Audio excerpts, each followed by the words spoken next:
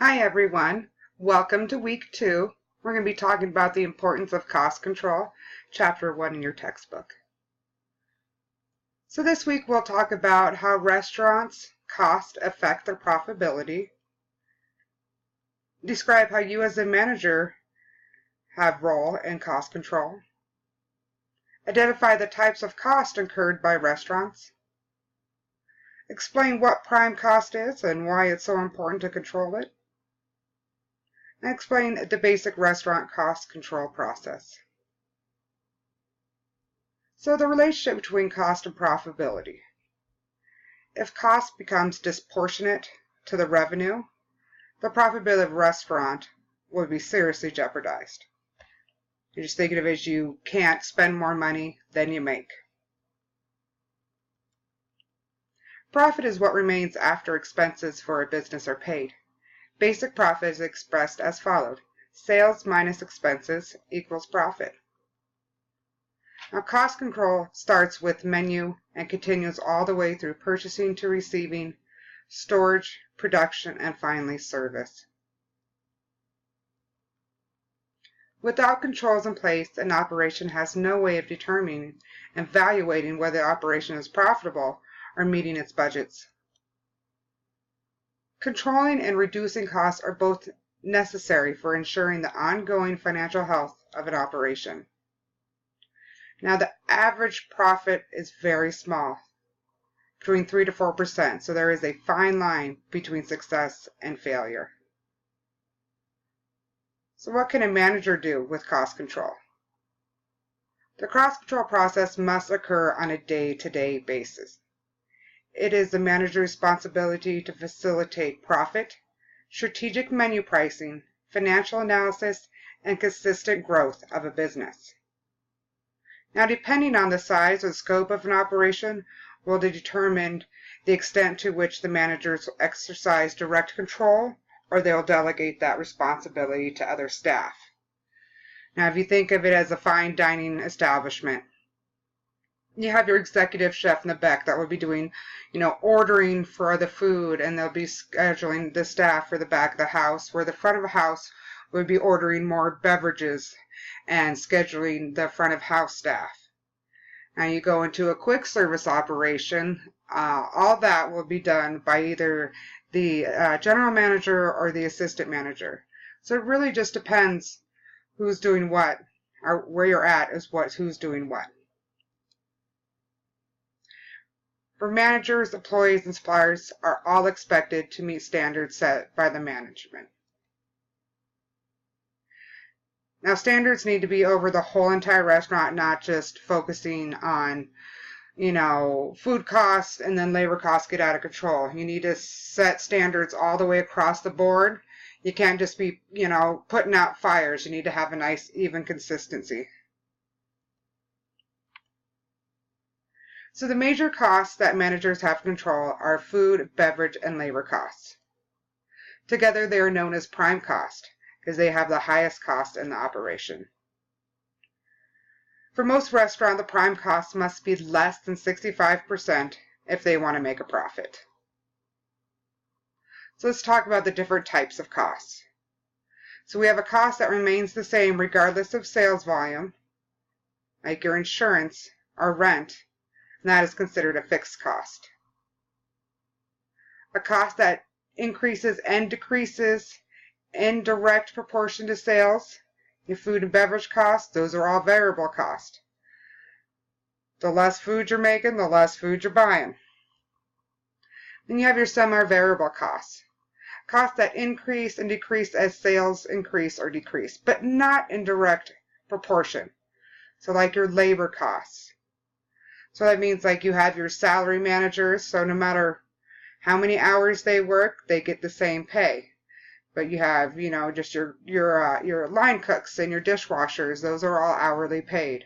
So that's why it is a fixed and a variable cost, so it is now just a semi-variable cost. So we also have controllable and non-controllable, just like they sound. Controllable, a cost that a manager has direct control of. Non-control, just like that, no control over it. So like your fixed costs, are your controllable costs. Not controllable, excuse me. And then your controllable are your variable costs. So that's a little bit about the crossovers. Variable and semi-variable costs are usually controllable. Fixed costs are typically uncontrollable costs. So if you look on your book on page 8, and talk about a little more of how things get a little crossed over. So if an operations lease is negotiated at $3,000 per month, the rent is a fixed cost. It doesn't change. It will always be $3,000. Now, on the other hand, the lease is negotiated at 6% of the sales, then it's a variable cost. It depends on how much you make is how much you pay. There's also another example down here. If a manager determines they will spend 2% of its sales on advertising, it is then a variable cost. It will increase and decrease in direct proportion of sales. If, on the other hand, a manager decides to spend $2,500 per month on advertising, that's a fixed cost. Doesn't matter how much sales you make. That reminds me, I was working for a chain restaurant, and our marketing was a percentage of the total budget. So, I mean, either way is a fixed cost. So we had it all broken down by district. So each district had a different marketing plan. So they would spend X amount of dollars once a year for, radio, TV time, print flyers, new banners and stuff in the store. Now, they had that for each district, and then how many ever districts they were, that price would get split up. So for me, at the restaurant, it was a fixed cost. But at the marketing level, it was variable cost. Maybe I shouldn't say too much, I don't want to get anybody confused, but just there's lots of crossovers. Now, the importance of prime cost. Now, we talked about it before. Food cost plus beverage cost plus labor cost is your prime cost. But don't forget the cost of sales. You also become cost of goods, COGS. That includes your waste, spoilage, theft. And when we take labor cost, there will also be taxes, benefits, workman comp. All that stuff is not in your control, but it's still there. That's why another reason why it's a semi-variable cost. So prime cost represents well over half. Remember, I said we never wanted over 65% for most establishments, but managers have like 90% control over that. Some common mistakes that managers do is training and following up on staff. I think if you've ever worked in a restaurant, especially, you come in at busy time, it's sink or swim time. You don't get a whole lot of training and a whole lot of following up on that. Now, scheduling, you can overstaff or even understaff, and same with ordering. Too much product, not enough product, all going to affect your sales. Now, the restaurant's ability to control costs directly on you, and your ability to manage the restaurant. So now we'll talk about prime cost as a percentage of total sales. This is your homework assignment. So we already know prime cost, food, beverage, labor. So I'm just going to kind of break down what's over here. So we spent the $25,691 on food. The beverage and labor gave us a total prime cost of $63,317. Now make it to percentage. Just divide it by all your sales. And then put it into fraction 4. So larger casual style restaurants, to keep theirs around 60%. For quick services, you're looking more of a 50%. And your upscale fine dining, you're looking more at 65%. And if you think about it, quick service, their food quality is low, so it doesn't cost as much. It's cheaper labor. You go into an upscale restaurant, the food costs more, labor costs more. So it all makes sense. So we're going to talk about the cost control 4-step process. So the first thing I want to do is develop performance standards. So you got to set the standard or operational goals. Standards need to be measured and compared for adequacy or goal attainment. So some standards would be standardized recipes for all your food and beverages, standard purchasing, receiving, and storage, production, service, and labor. So there's a couple of ways you can look at those standards. You can have the quality standards. These set a degree of excellence of raw materials, your finished product.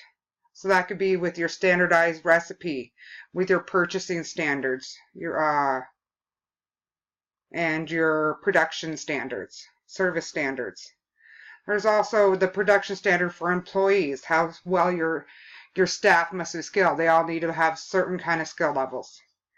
One thing they don't talk about, which I still think is important for standards of employees, is cleanliness standards, personal hygiene standards.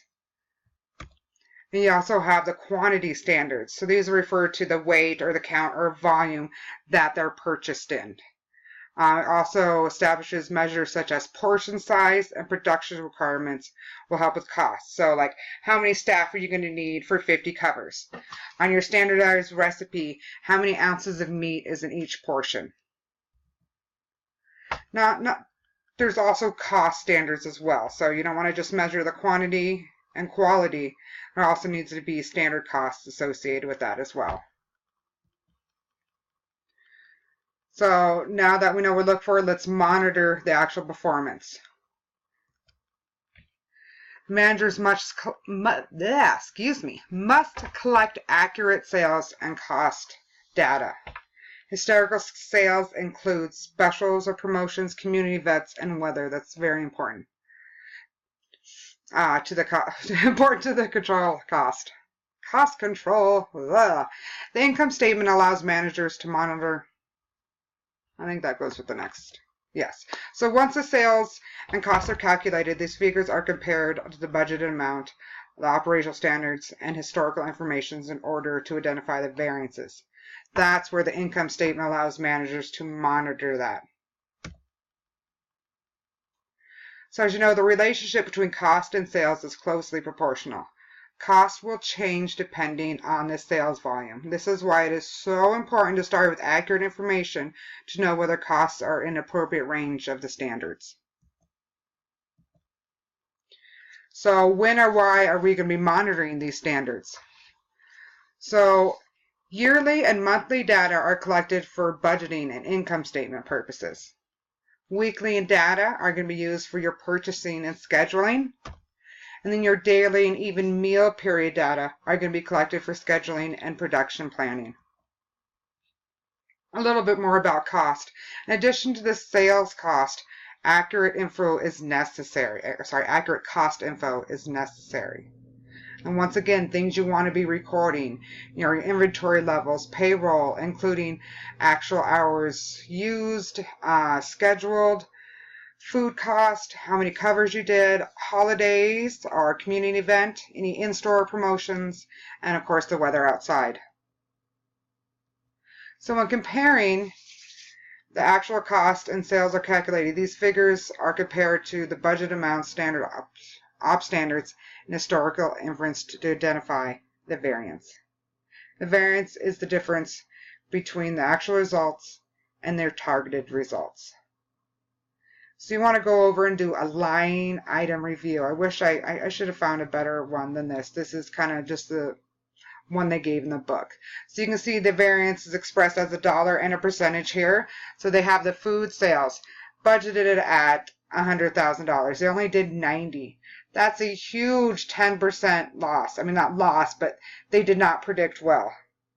They probably over-ordered for it, overstaffed for it. So remember, when you're doing analysis and measuring, you need to do the same measuring as a plan. So whether it's dollars, labor hours, covers, I mean, you can't compare apples and oranges here. So you need to make sure that all of it's in the same unit of measurement. So when you're addressing the performance discrepancies, you need to make a plan of action. So you need to have different steps on how you're going to change it. So like if food cost is off, where are you going to start looking? You know, you're probably going to start your ordering, your production, your storage, maybe. You know, you want to start where the food's at. You got to make a plan of where you're going to go. Make sure you communicate with all the staff of the variances what your plans are. Everyone is involved. I know a lot of staff don't always think they have a hand in all of the stuff, but you got to find a way to make them realize that everything they do does have cost associated with it. And make sure you tell them what it is. We're going to talk in detail more when we go into each of these chapters, what these things are to look for and how everyone has a hand in it. Next, you're going to have to retrain staff on procedures. Don't forget to follow up. Just because you watched them do it, you know, after a time, new people come in, they see somebody else doing something a different way, or they found a way they thought was better but is compromising standards. Just make sure you follow up. We're all human. We pick up different things along the way. And keep the team informed of the progress, especially if things are going good. You know, a simple smile and thank you really does go a long way. In addition, changing the budget may be necessary if the forecast used are no longer accurate, especially as we saw that 10%. We might want to think about changing that budget for next month so you're better, well prepared. So here are just some other corrective actions for the cost control. This is in your book. I will also post these PowerPoints as well, like this is all in your book. I'll have one more video posted. We'll go over making the income statement. That's what's for your homework. Page 9 is the example. Have a great week, guys. Thank you.